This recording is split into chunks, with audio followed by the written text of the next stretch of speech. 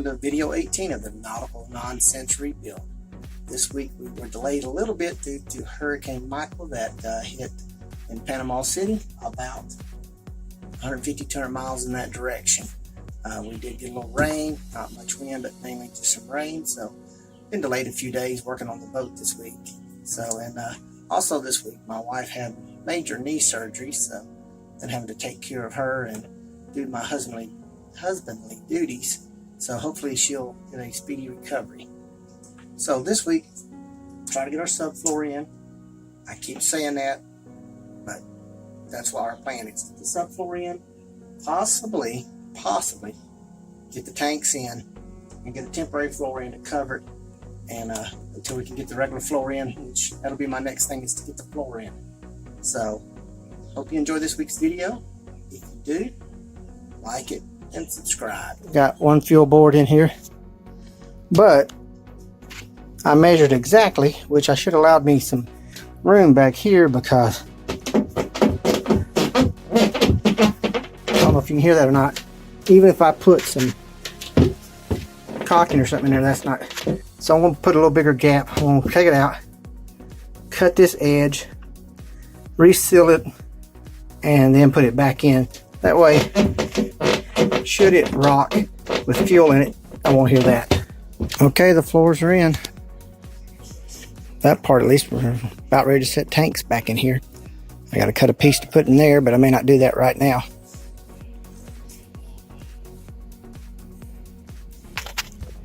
There you go. You may have remembered my vent line issues, this pipe. So I couldn't find this exact same pipe without having to buy like 100 foot of it. It was like $300. So I looked around a few air conditioner shops, a couple of plumbing stores, and anyhow. So this is my solution. I got a piece of heavy duty pipe. I'm going to do that and hook that in there and put a couple of clamps on it. That should work. May even be a better setup than what was on there, but I got to drill the hole out bigger.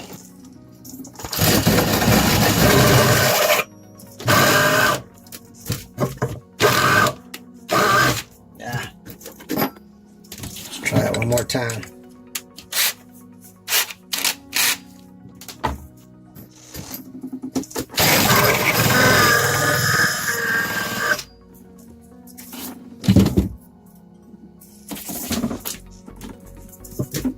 Beautiful.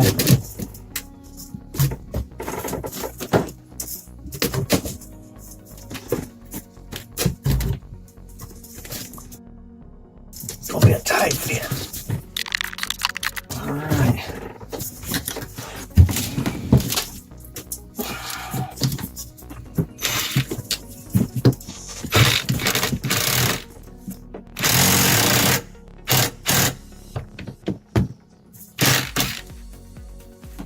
That's pretty doggone tight. Yeah, you ain't pulling that out there.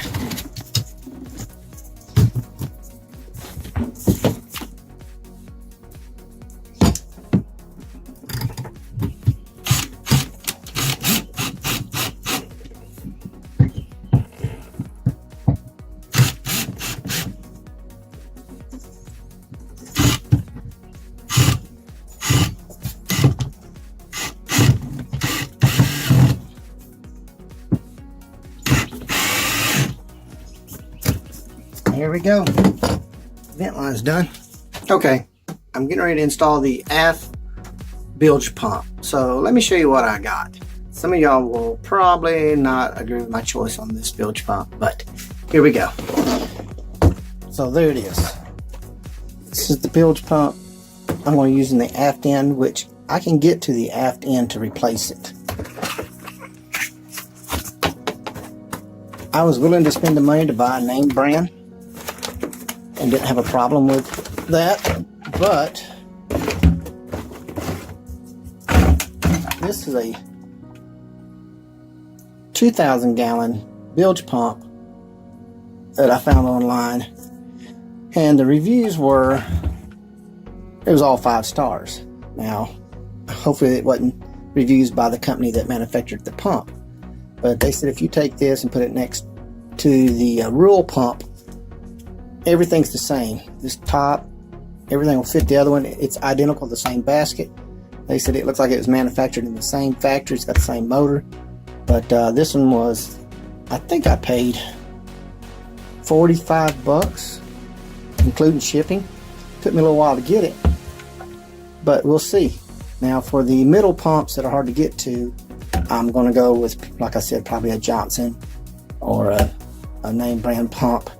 But I want to try this one back here. The bilge pump in this back hardly ever ran. Very rarely, unless I left it was leaking in, because usually it runs up to the center. But this pump,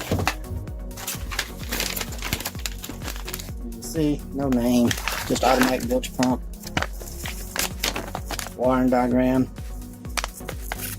I'm going to buy a new 1 1/8 inch hose to run to the port. So, and wiring diagram. So let's see how this works out. So this is where the bilge pump's going to go. Right down in there.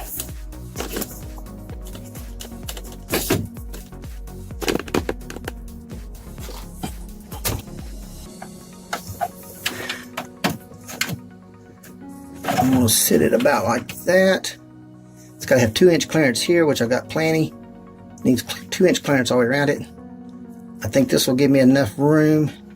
I'm going to slide it back to this side. That'll give me room to come out of here with my 1 1/8 inch hose and clear this valve. Something I need to look for when I reinstall this through port is I need to make sure that valve's turned around this. I want it on this side. And that way the bilge hose can run and it'll run up behind there. So let's glue this bottom piece in. There's the pump. There's the strainer basket. I'm going to drill me a couple of little holes, real shallow, and we're going to screw that baby in right there along with some 5200. All right, I got 2 screws in it, 5200 in the hole, 5200 under it. Once that dries, that ain't coming out. You have to chip it off. So then we just take the pump, line it up, double snap, and there it is. Then to remove it, push the 2 tabs, it comes right out. Clean the basket out. And to reinstall it, make sure, there it is. Bilge pump is installed. Now I've got some 5200 left. I don't want it to dry out, so take it out of here. And if you'll watch my how-to video, I'll show you how to preserve this where it'll be ready to use the next time you need it. So here we have the floor. Before I put the tanks in, I'm going to work on my floor, have it ready to go. But what I want to do, clean out all this run that I can. Wish I had some kind of tool I could put on a router or something, but I'll probably just have to do it manually. Then what I want to do is, this is probably not the right size, but then I want to take some plywood, resin, coat it in resin, and then I want to drive it up in there as far as I can.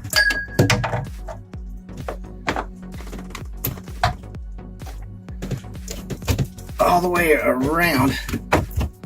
I may have to go to a little smaller size plywood, or I may have to go with a board and have it planed down where it fits in there, but then drive that up in there like that. But a wide piece all the way across, all the way across here, and then come back and cut it off smooth. And then I'll come in and build a lip all the way around this for my hatch cover to fit on. And it's going to be a semi-permanent hatch cover, meaning that I'll have this all the way around it where it can sit on it, and I have a little lip, and then it'll be probably screwed in with a few screws, and then it'll be sealed. So you have this, and then the floor will come in and they'll match, and then I'll probably round these off with a router and then build it up where I can make a nice lip, and then I'll come here and fill it with probably silicone or some kind of marine that'll seal it. But that way, if you ever need to pull this hatch out again, or the fuel tanks, you can just clean that caulk out, unscrew the screws, and pull this whole hatch out. That's my plan. Okay, I'm going to be making new exhaust pipe supports. These are rotten, so I'm going to replace these.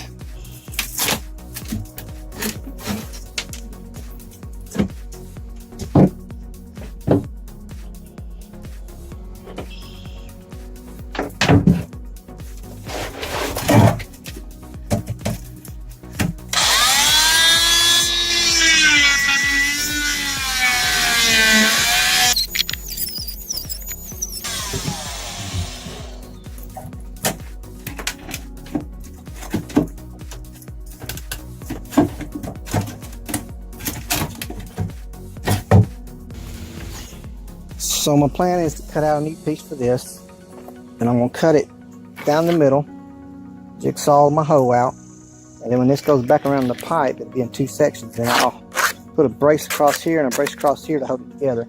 Same thing on the top. So let's see how this goes.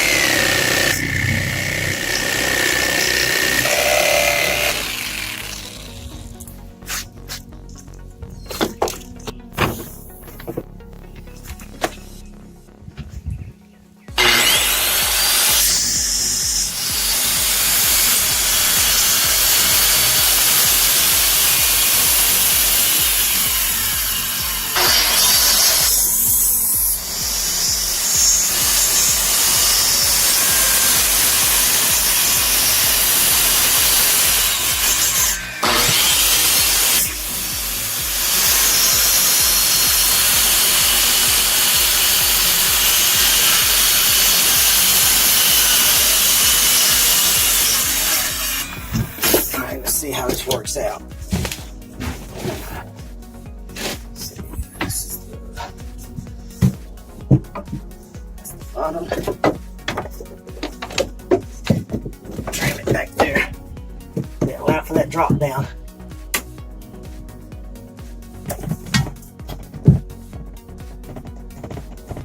About 3/4.